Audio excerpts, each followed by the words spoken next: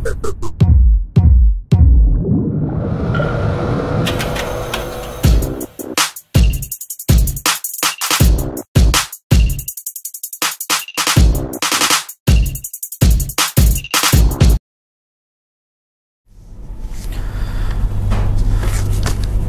measure of intelligence is its ability to change. This is something that Albert Einstein said ages ago, but I believe this has become a fact now. Hello everyone, welcome to you all to edCafe. Today our guest, as always, is a very unique personality. Why I say unique, because this is something that we haven't done before. Upskilling today is not a option, it has become a necessity, and our guest today is a big advocate of upskilling. I give you Dr. Gaurav Kapoor, and thank you for coming, Dr. Gaurav Kapoor. Please introduce yourself. Please tell us, our audience, what all you do, because it would be too I would not be able to do it myself. I can understand. Thank you so much, and I will be very crisp, and it's my privilege to be here in edCafe and sitting with Kanishk and talking about what I have been doing. So very precisely, I will introduce myself. My name is Dr. Gaurav Kapoor. I work as a school and skill development consultant in India, UAE and Singapore.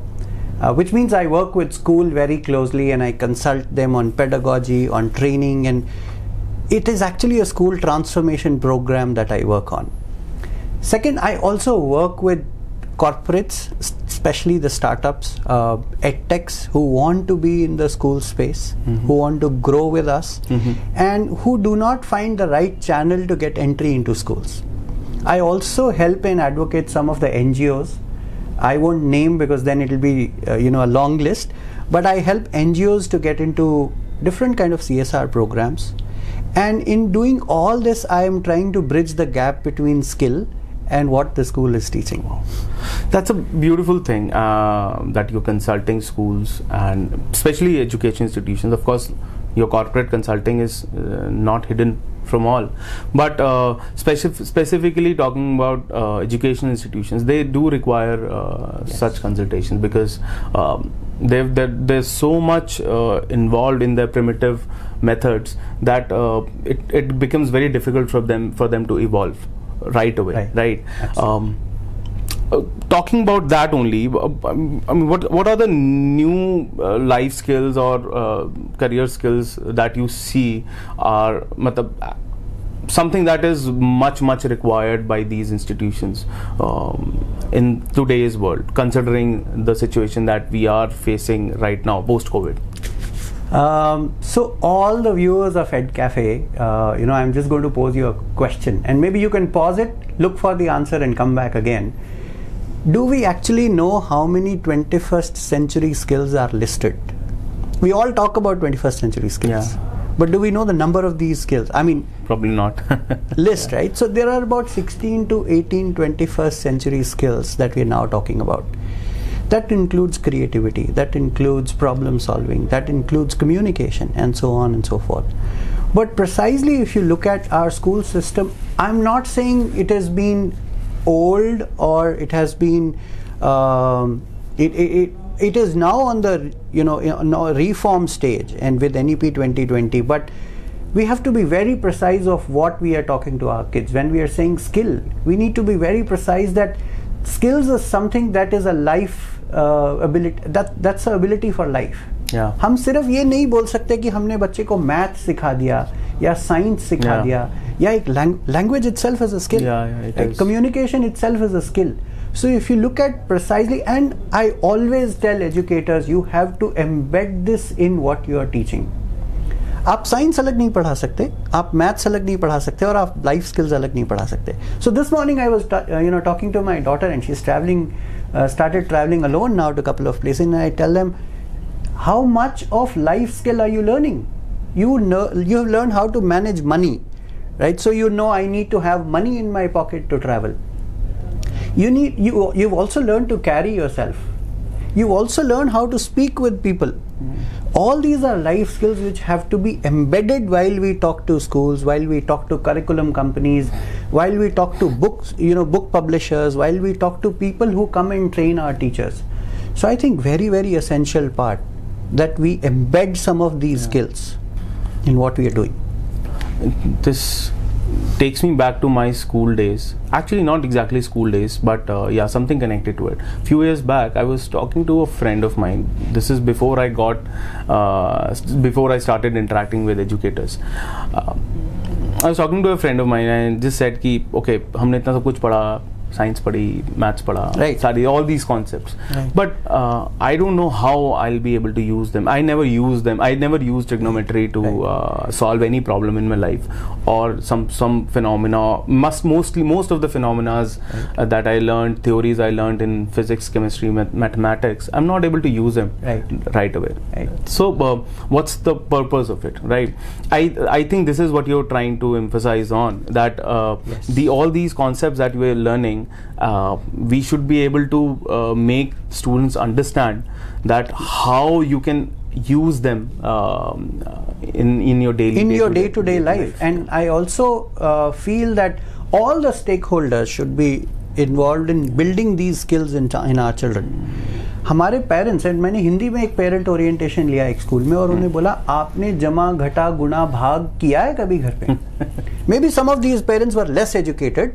फिर मैंने उन्हें बताया, जब बच्चा कुछ लेके आता है, कुछ सामान लेके आता है, आप उसको बोलते हैं आप इसको 2 भाग में बांट दीजिए, that is division for us.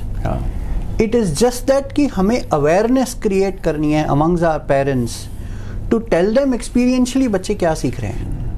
And then you will realize automatically some skills are developing within these children. Yeah, that's a good. Yeah. Within the student community, within the teacher community, we all talk about. I am a huge fan of collaboration, and I tell them, when I meet corporates, Ganesh, and I keep telling them, stop fighting your battles alone. Yeah. Right? Because you will keep fighting your battles alone, and nobody is going to get benefit, because you put lot of energy and effort and resources on just being there. Because when you're there, you've lost half of your energy. Yeah. Collectively, if we could do something together in building skills, in reaching out to more and more kids, in reaching out to more and more teacher training programs, edTechs, when they come together, they should collaboratively look at some solutions which could benefit students at large, and not only their organizations. Yeah. So, having said that, I believe teamwork is also a skill. Absolutely, absolutely. Teamwork is one of the essential skills, because if you look at in a classroom scenario, or in a school scenario, or in a corporate scenario, today you can't work in isolation. Anything that you do requires you to be a team player or a team leader, or just be a part of that team and follow some instructions. So in my past interactions with education institutions, especially schools, I'm talking about schools here because I believe the upskilling should start from the very grassroots level kind Absolutely. of place. So with my interaction with schools, certain schools, most of the schools, many of them have already started mathematics lab and math lab, and there's language lab, stuff like that. Computer labs were already there back when I was in school. So apart from that, they've moved on to other subjects as well. Do you think that that is enough for a school today, or are there more? How else these education institutions can emphasize, or rather bring upskilling or skill development to their curriculum or to their school educational paradigm, basically? So Kanishk, I think resources are good, right? When you have a lab, obviously it helps to facilitate the learning outcomes better, right? You have equipments that you can show your students. Teachers can use those equipments to have the clear learning outcomes, but resources will never be enough, right? आपके पास एक resource है और दूसरा नहीं है, and then obviously it should not be a barrier in learning. Having said that, when the teacher is very clear with the learning outcome, और मैंने बहुत साल टीचर्स को जब पढ़ाया तो ये बात करी कि आपके पास कभी भी enough resources नहीं होंगे. लेकिन अगर आप लर्निंग को ही एक ऑटोमेटेड प्रोसेस बना दीजिए, for example you pick up anything in this room, right, and if I say maybe you have to teach from this paper, what all can you teach? Maybe, you know, I'm not saying qualified teachers, because most of the teachers are qualified, but a passionate teacher could teach so many things just from this piece of paper, right from teaching shapes to color to material. So having a lab, great idea. It's a resource to felicitate the things in a better way with the very clear learning outcomes. But having only the labs to teach, I don't think that should stop anybody from learning. I mean, we talk about plants. Why don't we take our children, go out, let them play, come back with some observation, and then ask them questions? Right? So the world is now talking about flipped classrooms, asking questions, let them think about some of these questions. Again, I think having a lab or a resource, great idea. But can we empower our teachers to have very clear learning outcomes? And how do they assess them? I think is the right frame of mind for those educators. So in a way, these labs and all these instruments are mere facilitators, and yes, there are resources to do. Even if they're not there, a passionate teacher can use the surroundings. I'm sure you would have seen some CBSE guy in some of the rural area has performed very well. In fact, this morning I was reading some UP guy has achieved a very higher rank in the examination. Right? They might not have all the resources, but they might have the right directions to work in that.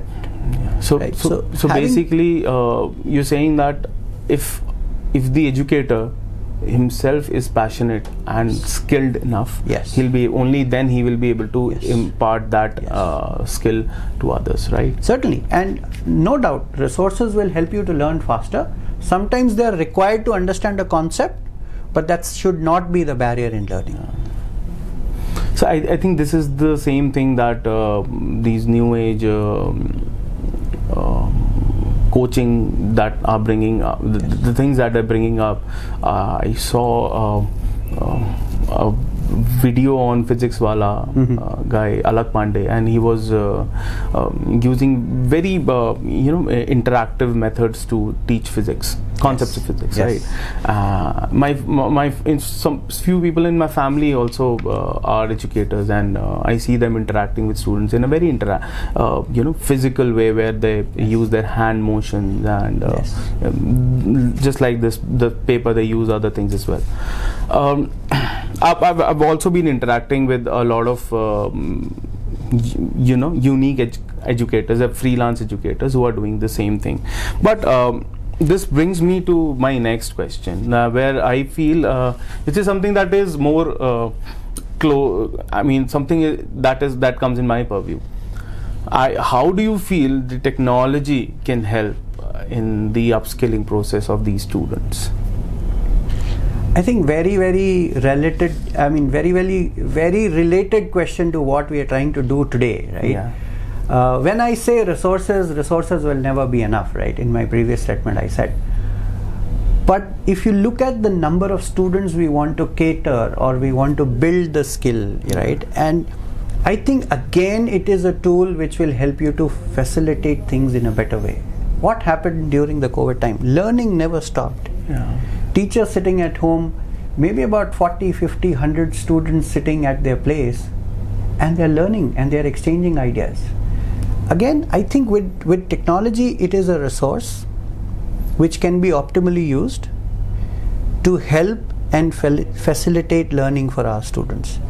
You might use it in terms of, like a camera and broadcasting it to thousands of students. You might use it to maybe Google around some of the information. But again, I always tell, we are digital immigrants. We have seen mobile phones, we have seen landlines, and we have seen that transition. Today, the kid is digital native. For them, using an iPad is nothing fancy, right? They are born in this era where they have iPads in their hand, and I have a very young kid at home, and he was touching a magazine trying to see if this moves. So they understand technology to the core. Again, skill building is essential. With that, how do you embed technology is something that the that strategists have to see. How do you use it in an optimal way? COVID did prove that COVID did took away a lot of apprehension from educators that they had, whatever they had with technology. And pre-COVID, we saw a lot of educators abstaining from laptops and Excel sheets and all that. But post-COVID, most of their work is being done on computers, and they're using. At least people don't hesitate to say. They don't hesitate. Aap ek Zoom call kar lijiye. We could just discuss some primary things, and then if needed, we could meet. Yeah. Yes. And that's the trend. Right. It has saved a lot of time. It has saved a lot of efforts. In fact, few years back, I got to know that there are schools where there is no brick and mortar concept. Yes. And they're 100% digital schools. They're teaching students across the world. It's like a single classroom for all of them, and from students from different ethnicities are learning at the same platform from the same teacher. That's a very beautiful thing to see. It's a very harmonious thing to see. And back in our school days, we used to have those international cultural exchange programs where students from our school, few students from our school used to go to other countries, and students used to come to our school from other countries. Right. And it felt like that only. Yes. But now it's a generic thing. Yes. It's a very normal thing. It used to be a very privileged thing for us back then. I've seen that transition, and I feel that technology has facilitated that transition in a very beautiful manner. You're right. Right adoption is very important, because the student today is digital native. Yes. And unlike us who've been trained digital immigrants. Rather. Yes, immigrants. That's a very fancy word for that. I mean, it's gonna stay with me for a while. But my next question is very different from whatever we've been talking about. But yes, it is related to skills. Skill development, of course, there are certain skills that are required for to understand what you're gonna do in your life, right? But there are certain skills which you call life skills that are really important for every student at any age, for that matter, right? One of these skills, and I call it skills, it may not be a skill, is financial literacy. We feel as an organization, we feel that financial literacy should be embedded in students from the very beginning of their ages. From जिस दिन से बात करना शुरू करा है, मेरे हिसाब से उस दिन से उसको पता होना चाहिए कि whatever 100 रुपए की वैल्यू 100 रुपया नहीं है, वो बताना बहुत जरूरी है. This is something, this statement particularly I use in almost every conversation of mine, because I myself is an advocate. I'm an advocate of financial literacy. Considering the economic changes that we've been facing, I mean, things have been growing in a very weird manner lately, especially post-COVID. I'm talking about post-COVID because it is, I mean, everything is very different. Like, it's like AD and BC kind of thing for us now. Post-COVID, we've seen a lot of changes happening. How do you see financial literacy, that particular skill, taking up the challenge, and what's the future of this particular skill in the coming times? How do you see it? I think it's a very, very powerful skill, and rightly said that from the time the child starts understanding concepts of different language, we talk about math as a very important subject. Building understanding about how do you spend money, how do you receive money, should be a conceptual thing, I think, right from the primary grades. More so because it is a life skill itself, right? Children should know how do you earn. And I have recently seen some of these videos in a Japanese classroom where the teacher is actually telling the students how their father is earning. And I saw a laborer who gets maybe 20 yens or 50 yens in a day to pay the fee of the kid, who is admitted in a school with a 500 yen or 100 1,000 yen. I think understand finance, understand numbers, and understand numeracy are very, very important for a child. So when I say number, there is also a concept which is attached on number and number sense. Okay. Right. So number sense is a very different concept from just understanding numbers. Okay. When I say number sense, right? So when I tell my child, or when I tell a school, my child knows from 1 to 9, and somebody says my child perhaps knows counting from 1 to 100. I tell them this is just numeracy. Does your child understand numbers? Because 9 and 10 has a different concept of single digit and 2 digit. Yeah. Does the child understand number from 999 to 1000? Again, it's a concept of 3 digit and 4 digits. Right? So making it more powerful, making it more meaningful for students, I think is a very, very essential skill. The sooner it starts, I think the child also understands the value of money. How do you, in fact, save? We are a saving economy, right? And you just spoke about the economy. We are a saving economy, right? Our economy runs on our FDs and the kind of interest that we accumulate. We are unlike other economies of the world. We are saving economy. How do we teach our children to utilize the money in an effective way? If you see, you will see. And I relate it to all other skills also, right? If you see students or maybe their parents don't know how to manage their finances, leads to depression, leads to anxiety, and leads to so many other things that they don't know how to control. Yeah. Had it been that somebody would have told us in our earlier ages that this is the way you save money, this is the way perhaps the economy is growing, maybe the expenses are growing, how do you manage these things at a very, very younger age? And I remember we used to have a very small game called business, right? Yes, business. Had it been a professional thing where a teacher could teach us how to buy things, how to invest things, how do you save, and there's a lot more to what the curriculum could say. Yeah. But I think it's a very essential skill, and which is very, very correlated to other life skills, like I gave you one example. It's a very, I relate with you. I mean, this is very important for every student. I'll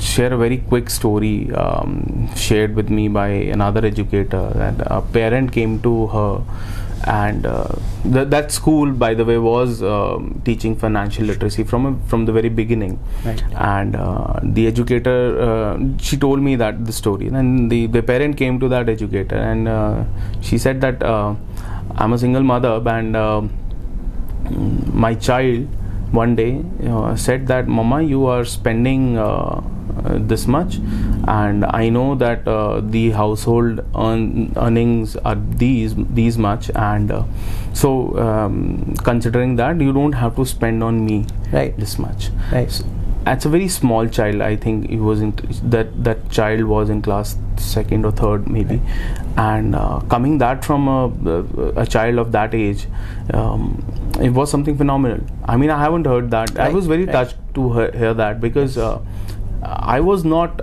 personally speaking, I was not taught financial literacy in that manner. Had I been, I would have been a different person. I learned savings way after I started earning. Yes. Had I learnt it before I started earning, it would have been a different scenario. Yes. We were never given that kind of pocket money, and if we were given, we were never asked. We were hardly asked about the accountability. Right. So having said that, yes, I feel that financial literacy is something that is one skill that should be there in all the student folks. From today itself, actually from yesterday itself, and I hope that in your whatever you're doing, you will be evangelizing financial literacy as well.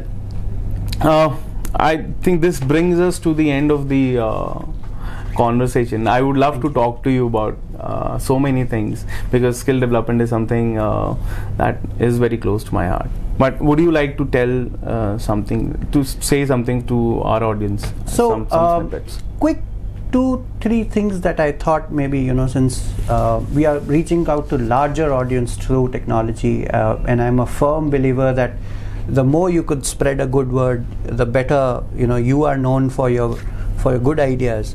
So one, I think this is the era of collaboration. You're a school, you're a startup, you're a edtech company, or you work in any domain. Start looking for people who are like-minded, and you will see your energies will multiply. Of course, this requires skills. This requires all the concept that we have spoken about in our interview.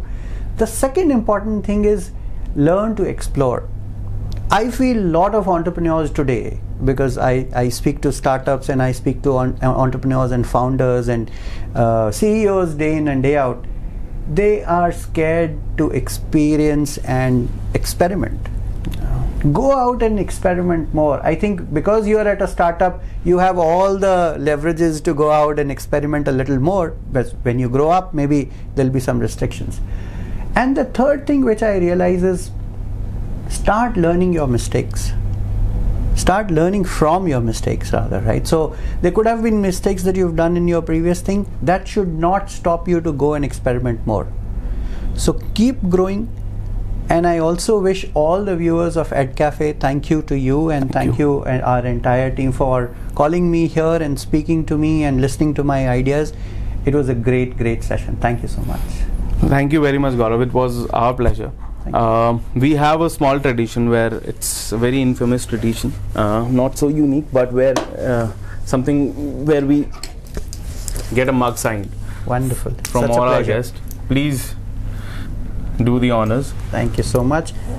And I will also mark the date. So yes, please. When I come back to you next time, it will be my pleasure to look at the memory.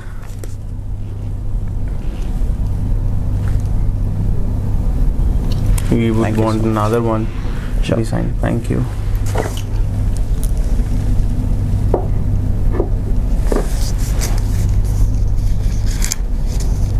Thank you so much.